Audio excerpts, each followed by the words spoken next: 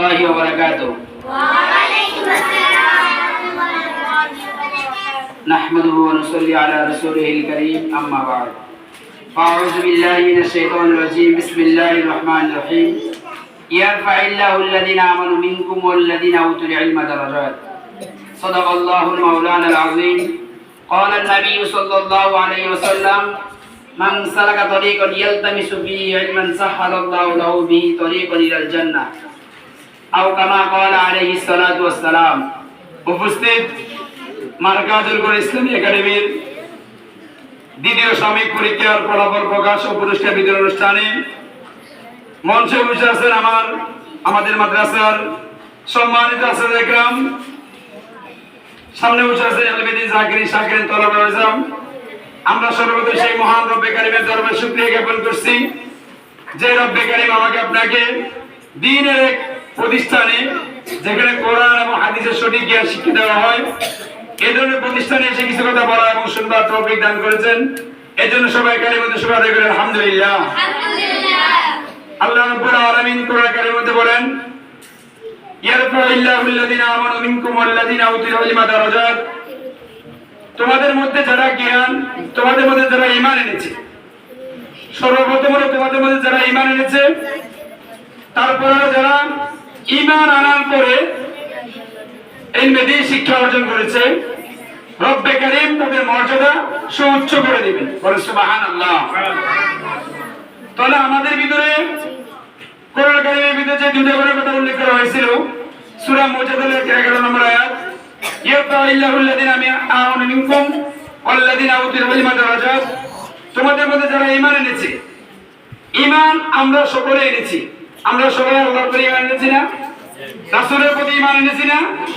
তারপর আমরা ইলমে দ্বীন শিক্ষার জন্যই আজকে মার্কাজুল কোরআনে ভর্তি হয়েছি। তাহলে আমরা আলহামদুলিল্লাহ আল্লাহর কাছে আমাদের মর্যাদা অনেক উপরে উঠে নেবেন।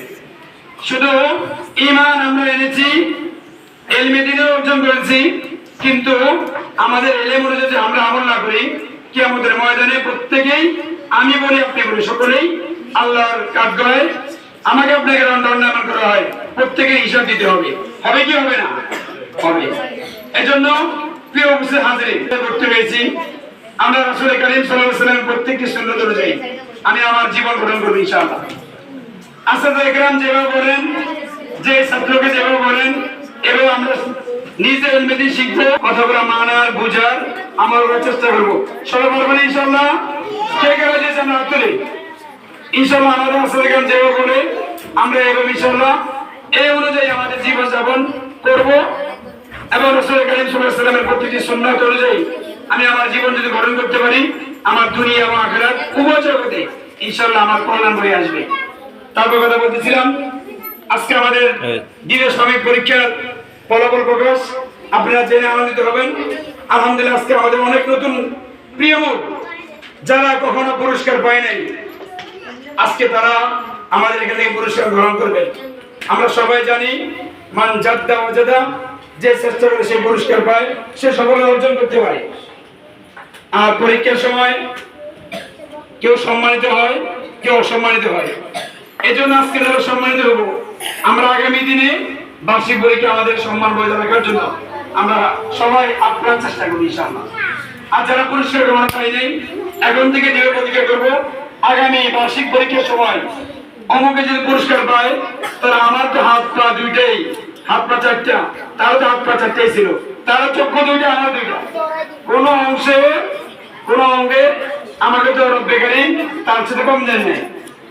একটাই কমতি, সেটা হলো রব্বে কারীম থেকে আমরা চেয়ে নিতে জানি না, চেষ্টা করি না, আল্লাহর কাছে আমরা চাই না।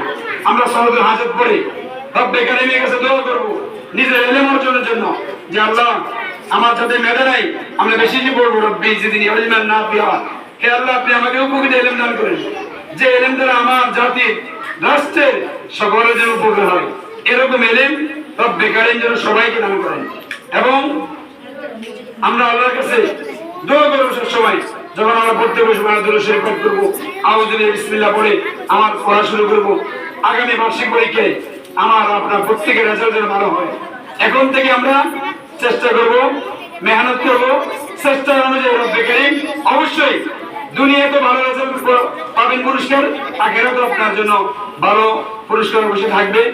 এই কথাগুলো ব্যক্ত করে আজকে আমার সংক্ষিপ্ত বক্তব্য আলোচনা এখানে শেষ করলাম। ওয়া মা আলাইনা ইল্লাল বালাগ। আসসালামু আলাইকুম ওয়া রাহমাতুল্লাহ।